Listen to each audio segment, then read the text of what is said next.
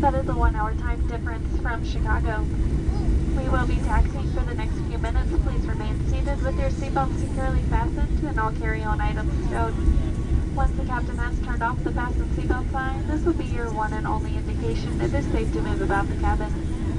Please use caution when opening overhead bins as bags may have shifted during flight.